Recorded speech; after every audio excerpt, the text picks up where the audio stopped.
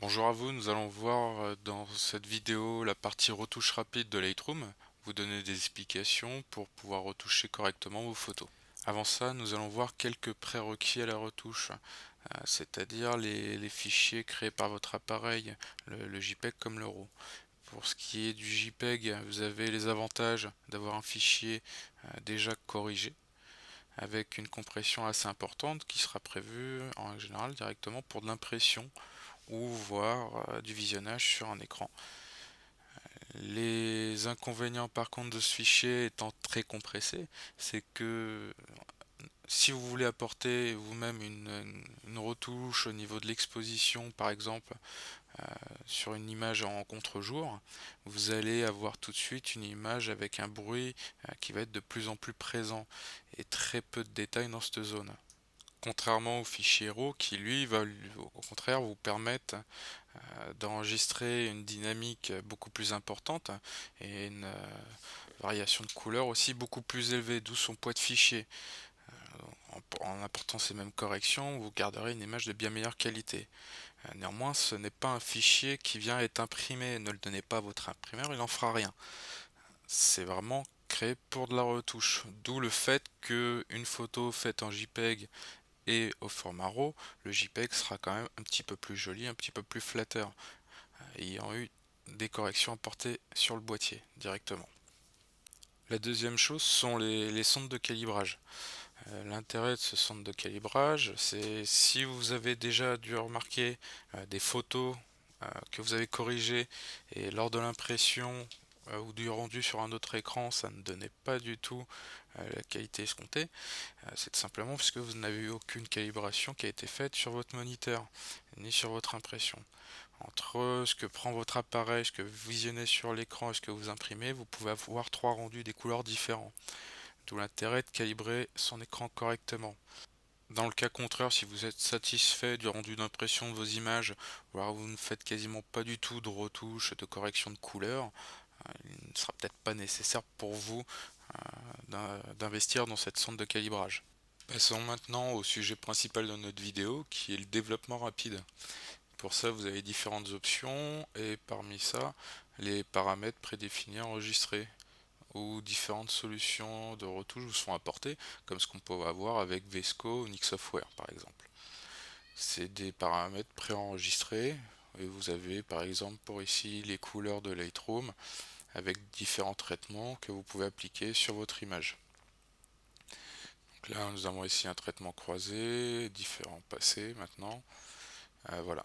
On va remettre ça à zéro et vous avez aussi des effets qui vous sont possibles de mettre. Comme vous avez deux modes de vignettage, par exemple, un léger et un beaucoup plus fort. Vous allez avoir aussi des possibilités d'avoir la possibilité de mettre du grain sur votre image. Là, vous pouvez le remarquer surtout dans le ciel. Une sorte de bruit électronique, mais contrairement à celui-ci, va vous donner un certain cachet sur votre image. Vous avez aussi des filtres de couleurs qui peuvent être utilisés, qui sont mis en place pour le noir et blanc. Et en fonction des couleurs de votre image, ça va pouvoir vous donner un certain niveau de contraste sur votre photo. Donc, par exemple, sur celle-ci, j'essaye avec un filtre bleu. Si je passe avec un filtre, voyons ça, un filtre rouge qui est beaucoup plus important, voilà. Tout de suite, on remarque la différence sur la photo. Maintenant, on va remettre les paramètres par défaut. Et on va voir aussi que vous avez les paramètres généraux de Lightroom, possibilité de jouer dans le cas où vous avez fait du portrait, du paysage, sur la courbe des couleurs encore. Différents modes sont prévus pour ça. Vous avez aussi le noir et blanc, donc ça revient exactement à ce qu'on pouvait avoir avec Nix Software, mais avec un nombre de choix moins important. Ça revient à mettre en noir et blanc, à jouer un peu avec les filtres, par exemple, et sur d'autres paramètres aussi. Voilà, donc vous avez déjà d'intégrer quelques paramètres prédéfinis pour travailler votre noir et blanc. Néanmoins, je trouve ça un petit peu moins bien travaillé que ce qu'on pourrait avoir avec Nix Software, par exemple. Vous avez aussi des paramètres prédéfinis pour des vidéos, ça va être des modes de couleur les plus couramment utilisés pour ce genre de choses. Donc voilà pour la partie paramètres prédéfinis enregistrés. Vous avez le recadrage aussi de votre image par défaut et mis en original évidemment. Vous pouvez mettre un aspect un peu plus carré par exemple, ce qui revient un peu à du 6:6. D'autres modes de recadrage vous sont mis à disposition et vous avez aussi, propre à la vidéo, des formats 16/9, 4 tiers par exemple. Ce qui met là évidemment sur une photo prise à la verticale, ça sera pas forcément terrible, mais voilà. Vous avez bon bah évidemment couche couleur ou noir et blanc, et vous avez aussi la balance des blancs, qui va vous permettre de revoir ce que votre boîtier aurait pu louper s'il avait été mis en automatique. Donc en fonction du type de lumière où vous étiez, bah, vous le repositionnez comme il faut, ou voir, rien ne nous empêche de tester d'autres tonalités, plus chaudes ou plus froides par exemple, si vous trouviez ça pas forcément, enfin, si ça peut donner un petit coup de peps à votre image. Donc après vous pouvez très bien vous-même retravailler d'un côté plus chaud ou d'un côté plus froid, ou voir la teinte de la couleur par exemple, pour ajuster un peu mieux. Évitez de donner des effets trop prononcés par contre, ça pourrait dénaturer votre image. Donc suite à ça, on va remettre tel quel notre photo. Nous allons voir aussi le contrôle de la tonalité. Donc, qui peut être en automatique. Et vous voyez que quand vous cliquez sur la petite flèche, vous avez plein de fonctionnalités qui vous sont mises. L'exposition, contraste, travailler sur les hautes lumières, basses lumières, les ombres, etc. Donc tout ça va vous permettre de personnaliser votre touche. Même si on est sur un développement rapide, vous voyez que certaines fonctionnalités vous sont quand même mises à votre disposition. Donc l'exposition, on va pouvoir baisser, augmenter la luminosité, voir travailler le contraste, ce qui va vous permettre sur votre image de diminuer ou d'augmenter l'intensité de lumière, enfin de différentiel qu'on pourra avoir entre les zones sombres et les zones claires. Donc en fonction des réglages que vous faites, voilà, ça va vous donner une intensité plus ou moins importante. Donc nous allons remettre par contre juste avant les paramètres par défaut de la photo.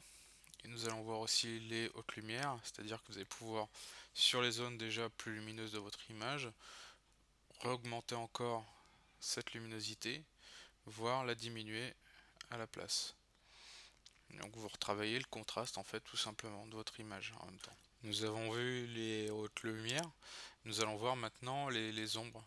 Voilà, ce qui détermine le contraste, c'est les hautes et les basses lumières.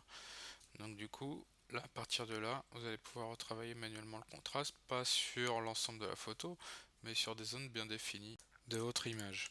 Vous avez aussi les tons blancs comme les tons noirs que vous allez pouvoir augmenter ou diminuer. Puis en fonction de l'onglet que vous utilisez, soit avec les deux flèches ou une flèche, vous allez augmenter de façon importante ou de façon beaucoup plus progressive. Pour terminer, nous allons voir la clarté de votre image et la vibrance. La clarté, c'est ce qui va vous permettre d'augmenter un peu le détail sur votre photo.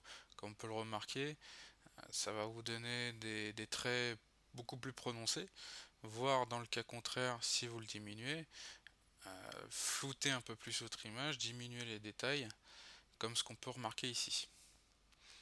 Donc nous allons remettre les paramètres par défaut et voir la vibrance, ce qui va être une saturation partielle de la photo, on va dire, sur les couleurs déjà assez prononcées de votre image.